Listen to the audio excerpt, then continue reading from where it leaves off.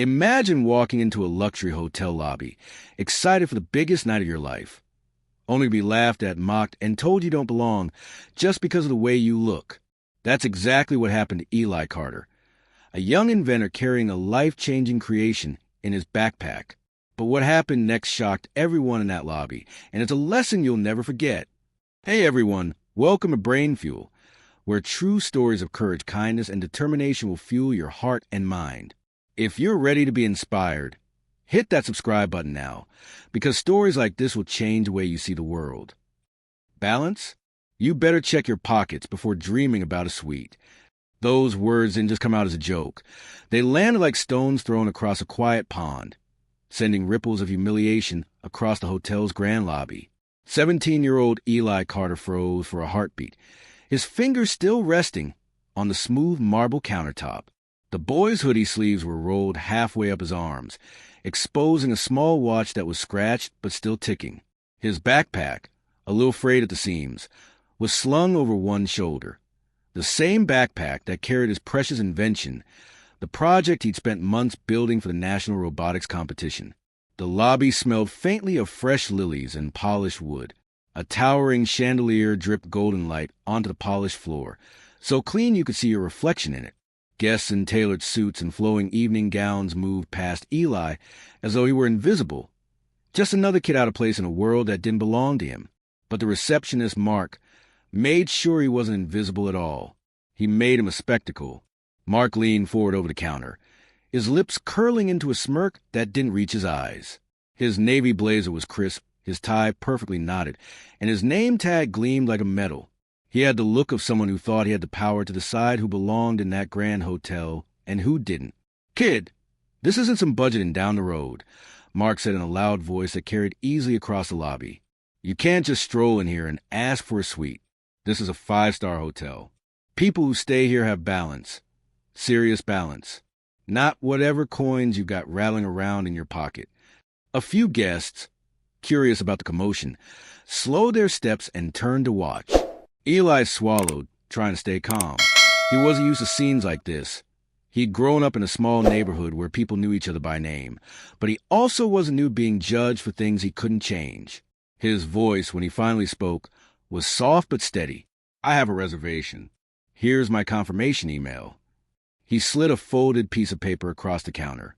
It was a printed email from the hotel's website, confirming the booking he had paid for weeks ago. Mark glanced at the paper, gave a short laugh, and flicked it back toward Eli as though it was nothing but scrap. "We get fake confirmations all the time. These things can be made by anyone with a printer." His words sliced through the air, leaving a heavy silence before the murmurs began. Two women waiting near the elevator exchanged a look. One of them shook her head in pity. The other whispered something under her breath that made them both giggle.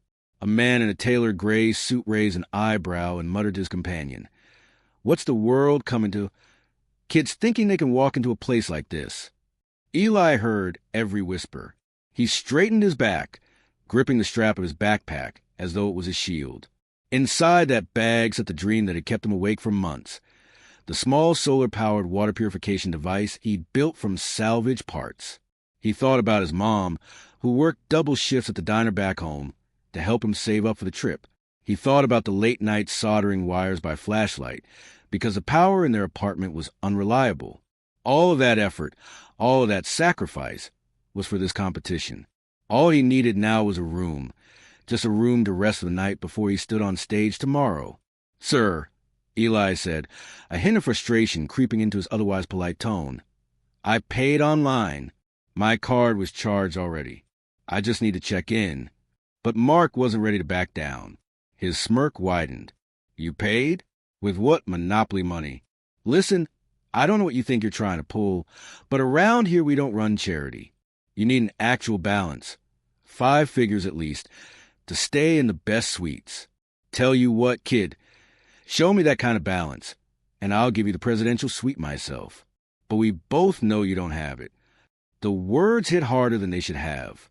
Not because Eli cared about the suite, he didn't, but because of the mocking tone that told him exactly what Mark thought of him.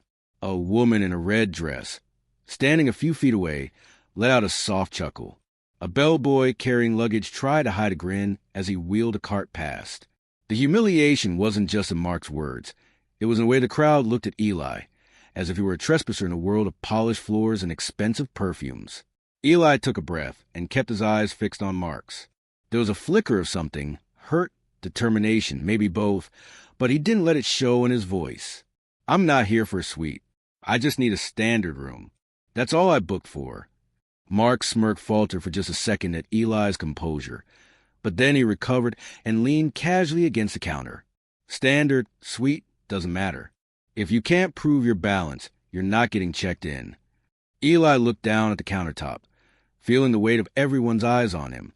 For a brief moment, he wondered if he should just leave, find a cheaper place to stay, even if it meant sleeping somewhere uncomfortable.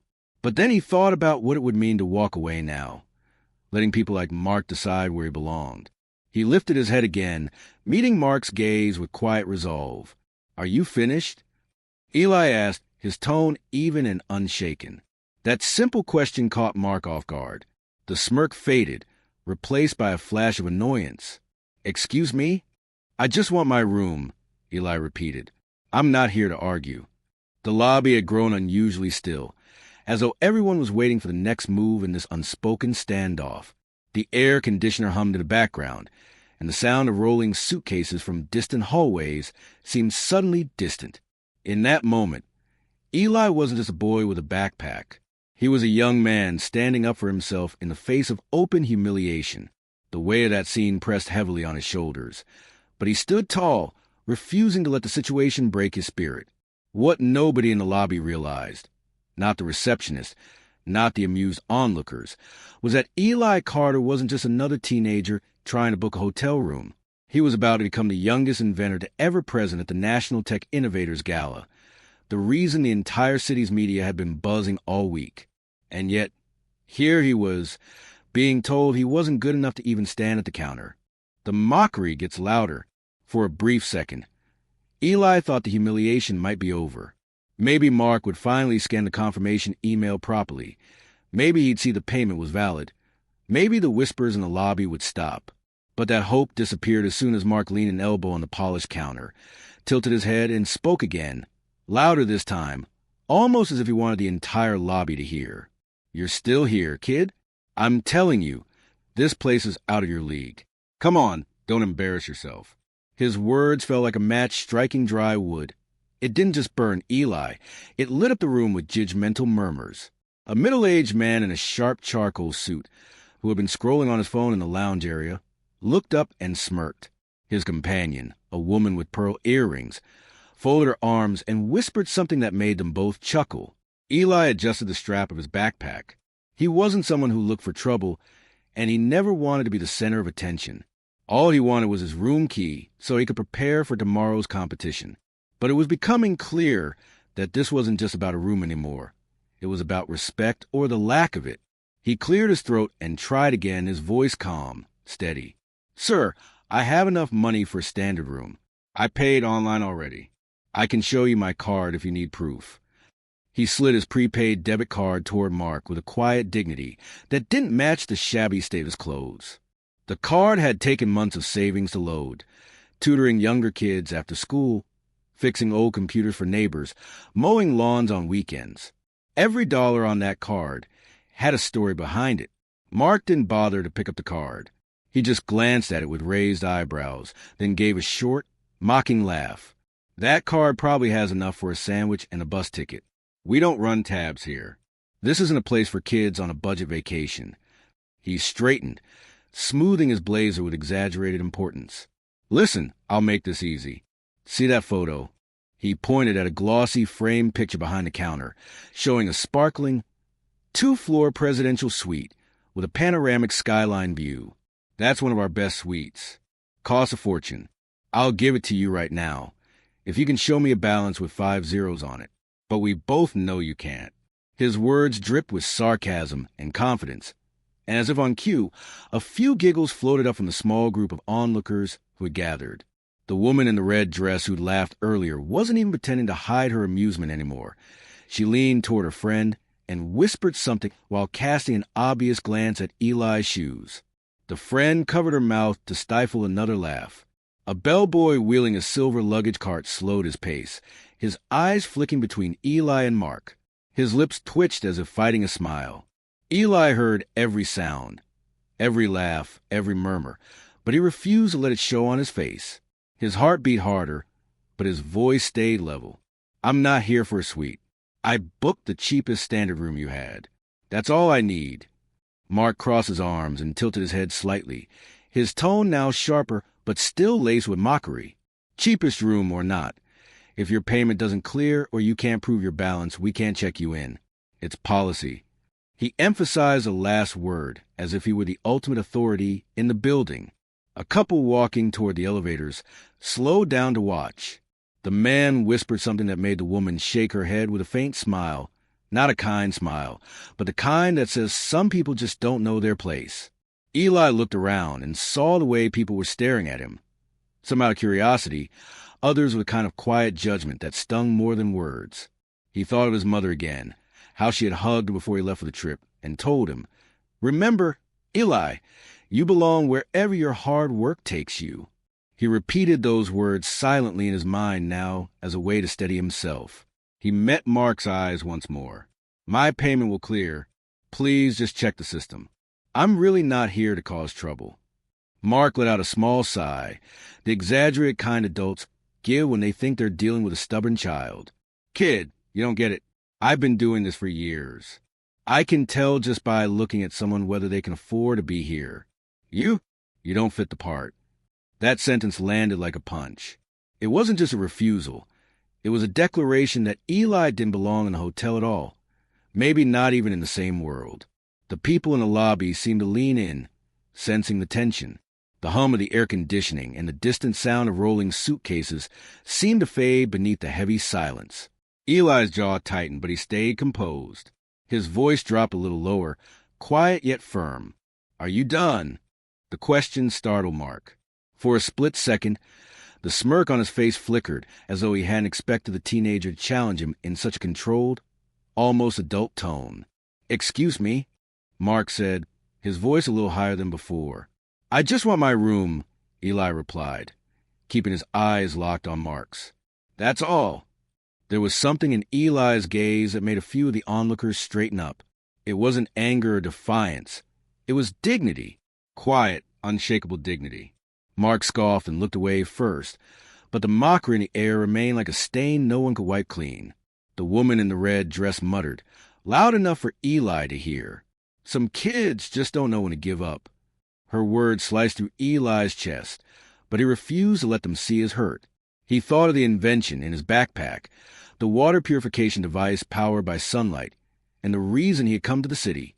He thought of the opportunity waiting for him at the competition, and how he couldn't afford to let these strangers' words ruin his focus. He stood there, shoulders squared, hands relaxed at his sides, looking far calmer than he felt inside. The tension in the lobby grew so thick that even the guests who'd been amused moments ago now sensed that this wasn't just an argument about money. It was something deeper, something about dignity, about being judged before being understood. And still, no one in that room, not the receptionist, not the giggling women, not the whispering couple by the elevator, had the slightest idea who Eli Carter really was, or why the city's biggest tech gala had a reserved seat with his name on it for the very next day. The twist nobody expected. The air in the hotel lobby felt thick, so heavy you could almost hear the weight of silence pressing down. The tension between Eli and Mark had frozen everything in place. The bellboy with the silver cart stood still near the hallway. A couple by the elevator pretended to check their phones while secretly watching, and the woman in the red dress, arms crossed, looked as though she was enjoying the spectacle far too much. Eli's heart thudded in his chest. He wasn't angry, just tired of being judged before anyone even bothered to ask his name. His fingers tightened slightly around the strap of his backpack. He was about to insist one more time that they check his reservation when the lobby door swung open with a sharp whoosh of cold night air. Heads turned immediately. A group of reporters and camera operators rushed inside, their footsteps echoing against the marble floor.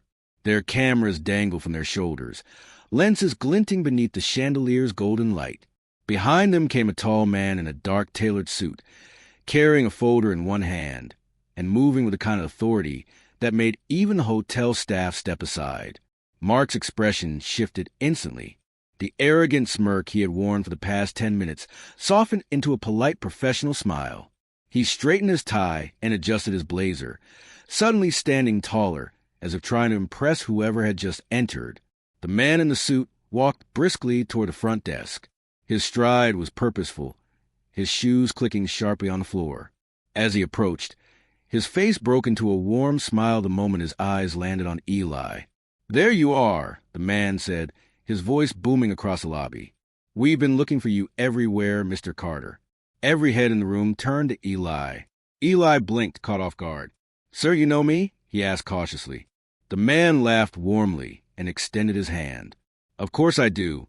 I'm Mr. Benson, the manager of this hotel. I can't believe we kept you waiting like this. We've been preparing for your arrival since this morning." Mark's face drained of color. The polite smile froze halfway, his eyes darting from the manager to Eli, as if trying to piece together a puzzle that didn't make sense. "And Mr. Carter?" Mark stammered. "Wait, he's Mr. Carter?" Mr. Benson clasped Eli's hand in a firm handshake. "It's an honor to finally meet you, young man. You're quite the talk of the city, our youngest guest speaker for the Tech Innovators Gala. The press has been buzzing about you all week. We're thrilled you chose our hotel to stay in." The group of reporters quickly began snapping photos, murmuring among themselves about getting a word from the teenage prodigy. The lobby, a moment ago filled with judgmental whispers, now buzzed with awe and curiosity. Eli offered a small, polite smile. I appreciate the welcome, sir. I was just trying to check in, but there seemed to be a misunderstanding." The manager's smile faltered as he glanced at Mark, who was now shifting nervously behind the counter, his earlier arrogance completely gone. "A misunderstanding?" Mr. Benson repeated, his tone tightening. "What kind of misunderstanding?" Eli hesitated for a moment, then decided to be honest. "Your receptionist thought I couldn't afford to stay here. He wouldn't check my reservation." A ripple of whispers swept through the lobby like a gust of wind. The woman in the red dress lowered her arms, suddenly avoiding eye contact with anyone. The couple near the elevator exchanged awkward looks. The bellboy straightened and looked down at the floor, embarrassed. Mark opened his mouth to defend himself, but all that came out was a jumble of half-formed excuses. "I didn't know. I thought he looked like—" He stopped, realizing every word he tried to say only made things worse. Mr. Benson's sharp gaze landed on Mark. "You thought?" he asked slowly. "Is that how we run this hotel, by assuming who belongs and who doesn't?" Mark lowered his eyes, his earlier confidence gone. The manager turned back to Eli, his tone softening. "Please accept our deepest apologies, Mr. Carter. You deserve far better than the way you were treated tonight. Allow me to personally escort you to your room. Actually, scratch that, to our presidential suite. It's already prepared for you." The same suite Mark had mocked Eli about minutes ago. Eli blinked in surprise. "Sir, that's not necessary. I'm fine with the standard room I booked." Mr. Benson smiled kindly. "It's the least we can do after this ordeal. You're our guest of honor. We insist." As the manager gestured for Eli to follow him, the crowd of onlookers couldn't stop staring. The atmosphere had shifted completely. Moments ago, they had looked down on Eli. Now, they looked at him with curiosity, some even with admiration. The woman in the red dress nudged her friend and whispered under her breath, "He's a robotics kid they've been talking about on TV. I didn't realize." Her voice carried a hint of guilt, though her eyes didn't meet Eli's. Mark remained frozen at the desk, his hands gripping the counter. His mind replayed every sarcastic comment he had thrown at Eli. The sting of embarrassment burned through him as he realized that not only had he mocked an accomplished guest, but he had done it in front of the very people who now saw him as the fool. Eli, however, didn't gloat. As he followed Mr. Benson, he walked with the same quiet dignity he had shown all along. There was no triumphant smirk, no glance back to humiliate Mark. His calmness was more powerful than any words of revenge could have been. As they reached the elevators, Mr. Benson asked, "So, tell me, what inspired your invention?" The press can't stop talking about it. Eli smiled faintly, finally relaxing a little. I grew up in a neighborhood where clean drinking water was hard to come by. I wanted to create something affordable and sustainable, something that could change lives. That's what this device is for. Mr. Benson nodded in admiration. Remarkable. At your age, most kids are thinking about video games. And here you are solving real-world problems. The world needs more minds like yours. As the elevator doors closed, Eli allowed himself a small sigh of relief. The confrontation downstairs had been exhausting, but he felt a spark of gratitude for how the situation had turned around. Down in the lobby, Mark stood frozen behind the desk. Humiliated, he replayed the manager's words. Is that how we run this hotel? By assuming who belongs and who doesn't? And felt a weight settle on his conscience. For the first time in a long while, he wondered whether he'd been wrong all these years about judging people by their appearance. The onlookers slowly dispersed, some shaking their heads at the scene they had just witnessed. The gossip in the lobby wasn't about Eli's clothes anymore. It was about the lesson that had unfolded right in front of them. That night, the story of what had happened in the hotel lobby began spreading. A reporter who had witnessed the whole scene sent a quick post to her social media. Tonight, I saw the power of grace under fire. A young inventor, mocked for his looks, turned out to be the guest of honor. Never judge a book by its cover. By morning, the post would gain thousands of likes and comments, many praising Eli for his patience and composure. But for now, all Eli wanted was a few hours of rest before stepping on stage to show the world what he had built. The elevator doors opened with a gentle chime, revealing a hallway that looked like something out of a movie. Soft golden lights glowed from sconces along cream-colored walls, and thick carpets muffled each step as Eli followed Mr. Benson toward the suite. For a moment, Eli felt like he'd stepped into a different world, a world that seemed far removed from the small, two-bedroom apartment he shared with his mom back home. It wasn't the luxury that struck him, it was the stillness. Here, for the first time all day, nobody was staring at him, nobody was questioning if he belonged. Mr. Benson stopped in front of a tall double door and swiped a key card. With a soft click, the doors opened to reveal the presidential suite. The room was massive, nearly the size of the entire floor Eli lived on back home.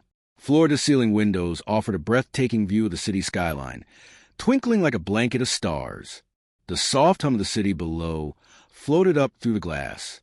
There were velvet couches, polished wooden tables, a grand king-size bed with white sheets, so smooth they looked untouched. A crystal chandelier hung above the sitting area, refracting the lights into tiny rainbows that danced across the walls. Eli stepped in slowly, as though he might leave footprints on the air. He set his backpack down gently on the edge of the couch, looking around not with greed, but with quiet curiosity. "Wow," he said softly. "I've never seen a room like this." Mr. Benson smiled warmly. "You deserve it, Mr. Carter. After what happened downstairs, the least we can do is make sure you're comfortable here. This is your space tonight." Eli gave a small nod, still taking the view outside the window. The skyscrapers rising like giants, the cars moving like streams of light far below. "I don't need all this," Eli admitted with a shy smile. "I just needed a quiet place to prepare my speech for tomorrow." Mr. Benson's expression softened. "And you'll have that, but we wanted to make up for the poor welcome you received. I promise you, this isn't how we treat our guests. I'm truly sorry." For the first time since arriving at the hotel, Eli felt the knot in his chest loosen. "Thank you," he said simply. "That means a lot." Mr. Benson nodded and stepped back toward the door. "If you need anything, food, drinks, extra supplies, just call the front desk. But get some rest. Tomorrow's a big day." When the door clicked shut behind the manager, Eli sat down on the couch and pulled his backpack close. He unzipped it and carefully brought out his invention, the small, solar-powered water purification device. The soft glow of the chandelier reflected off the metallic edges of the gadget. His fingers traced the wires and switches. He thought about how each piece had been salvaged, how he'd spent nights soldering parts together under a dim lamp, how often he doubted whether he'd ever finish it. In that quiet moment, the luxury around him faded into the background. What mattered was his invention, the hope it carried for people who needed clean drinking water. Downstairs, while Eli prepared for his speech in the calm of the suite, the lobby below was far from quiet. Mark stood stiffly behind the reception desk, his face pale. He had been called into a side office minutes after Eli and the manager left. Now, as he returned to his station, he could feel the judgment in the glances of his colleagues. A young bellboy walked past with a luggage cart, barely meeting Mark's eyes. The woman who had laughed earlier now avoided looking in his direction altogether. The incident had shifted the mood. Where there had been amusement, there was now discomfort. Mark tried to busy himself with paperwork, but his mind kept replaying the scene over and over. His own mocking words, Eli's calm response, the manager's sharp reprimand. He heard again the question Mr. Benson had asked in front of everyone. Is that how we run this hotel? By assuming who belongs and who doesn't? Mark's fingers clenched the pen until his knuckles turned white. For the first time in a long while, he felt something he wasn't used to feeling: shame. He thought about all the other guests he might have misjudged over the years, all the subtle comments, the assumptions he'd made. Maybe none of them had confronted him the way Eli had. But that didn't mean he hadn't hurt them. Upstairs, Eli spent the next few hours rehearsing his speech. He stood in front of the mirror, speaking softly so his voice wouldn't echo through the room. Greatness isn't measured by how you look or where you come from, he said, watching his reflection. It's measured by what you do for others. He adjusted a line or two, practiced his gestures, then packed the invention neatly back into his backpack. By midnight, he lay down on the bed, gazing at the city lights outside the window. Tomorrow, he would stand in front of some of the brightest minds in the country and share his vision. The thought filled him with both excitement and a quiet resolve. Sunlight streamed through the giant windows, bathing the suite in soft gold. Eli woke up early, got dressed in his neatly pressed shirt and blazer, the best he owned. As he stepped into the lobby later that morning, the atmosphere felt different. People recognized him now. A few guests smiled politely. Some nodded in acknowledgement. Mark stood behind the desk, his posture straighter than usual.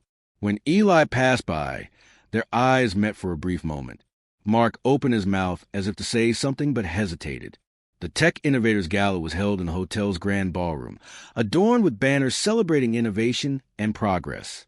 Rows of scientists, engineers, and young prodigies filled the seats. When Eli stepped onto the stage, the room erupted in applause. He placed his invention on the podium and began to speak. I grew up in a community where clean water was a luxury. I built this device so that one day no child has to drink unsafe water again. Greatness isn't about appearance or the size of your bank account. It's about the difference you make in the lives of others. His words struck a chord. The audience listened in silence, some even wiping away tears. When he finished, the room rose to its feet in a standing ovation.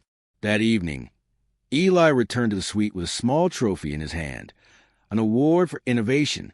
But the real victory, he felt, wasn't in the applause or the trophy. It was in proving to himself and others that dignity and hard work could stand tall against prejudice. Down in the lobby, Mark waited nervously by the front desk. As Eli passed by, Mark cleared his throat. "Mr. Carter," he began, his voice softer than usual. I'm sorry for how I treated you yesterday. I judged you before I even knew who you were. That was wrong." Eli paused, looking at the man who had mocked him less than 24 hours ago. "I hope," Eli said gently, "that the next time someone like me walks in here, you'll give them the respect they deserve." Mark nodded slowly, his eyes dropping to the floor. "I will. I promise." Eli gave a small smile and continued on his way. That night, as the city lights blinked outside the suite's window, Eli reflected on the whirlwind of the past 24 hours. He realized that while he had earned respect for his invention, the more important victory was in standing his ground, with dignity, patience, and kindness, even when others hadn't shown him the same. For Mark, the experience left a mark far deeper than embarrassment. It forced him to confront his own prejudice and begin the journey toward change. The following morning, Eli stood by the window of the presidential suite, watching the sunrise. The city below was slowly waking up. Tiny cars moved like ants on the streets. Shopkeepers lifted shutters, and a soft golden glow painted the skyscrapers. He held the small trophy in his hand and traced his fingers over the engraved words. Innovation for a better world, Eli Carter. For a while, he just stood there in silence, thinking about how far he had come. A year ago, he was soldering wires in a cramped kitchen, working late at night while his mother slept after long shifts at the diner. He remembered the frustration of failed prototypes, the tears when he thought he'd never figure out, and the small victories that kept him going. Now he was here, in one of the most luxurious hotels in the city, having presented his invention to leaders and innovators. He knew this wasn't the end of his journey. In fact, it felt like the beginning. But what stayed with him most wasn't the luxury, or even the applause from the night before. It was the way he had stood tall in the lobby, refusing to let prejudice or mockery shrink his worth. His phone buzzed on the nightstand. It was a text from his mom. "So proud of you, baby. I saw the video of your speech online. Everyone's talking about you." Eli smiled softly and typed back, "Couldn't have done it without you, Mom. Coming home tonight. Can't wait to tell you everything." After checking out his suite, Eli made his way through the lobby, this time with his head held high.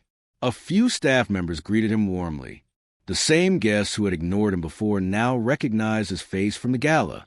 Some even offered congratulatory nods. Mark was behind the desk again, looking more humble than ever. He approached Eli with careful steps. "Mr. Carter," he began, "I've been thinking about what you said last night. I don't expect you to forgive me right away, but I want you to know I'm going to work on myself. I want to do better." Eli studied Mark's face for a moment, noticing the sincerity in his eyes. "I believe people can change," Eli replied. "It starts with recognizing where you went wrong. I hope you keep that promise." Mark nodded, looking relieved. "I will. Thank you for giving me a chance to make it right." Eli left the hotel feeling lighter, as though he had left behind not just a room key, but also the weight of the hurtful incident. The bus ride back home was quiet.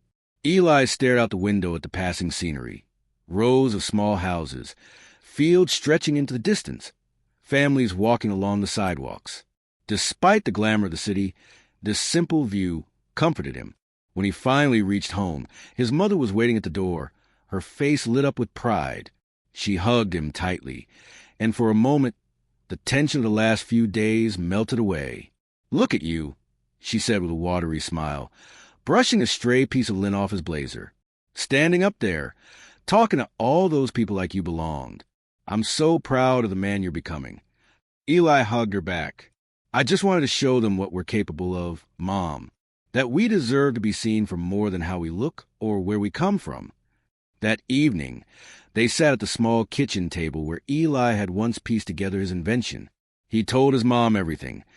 The mocking laughter at the hotel lobby, Mr. Benson's kindness, the suite, the speech, the ovation, and even Mark's apology.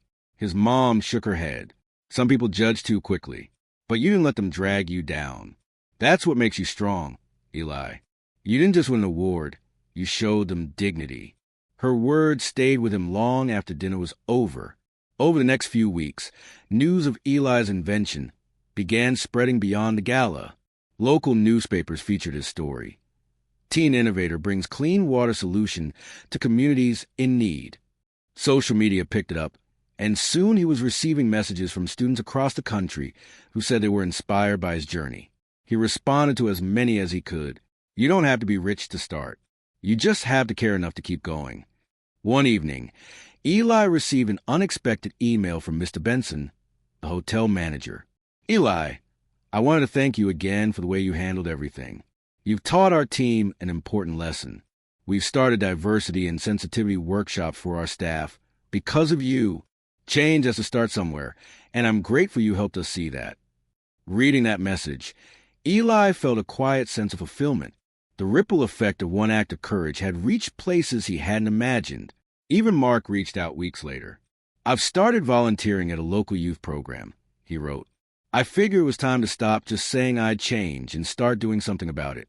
Thank you for being patient with me." Eli shared the email with his mom, who simply said, "See? One person can spark change." Months later, Eli was invited to speak at schools and community centers. standing before classrooms full of eager faces. He always began his story the same way. When I walked into that hotel lobby, people saw a kid who didn't belong. But I didn't let their view define me. I focused on what I came to do, and so can you. He talked about resilience, innovation, and the importance of believing in your own worth. At the end of one such talk, a shy girl approached him. She wore a worn-out jacket and carried a notebook with doodles of gadgets in the margins. "Do you think someone like me could invent something too?" she asked. Eli crouched down to meet her eyes and smiled.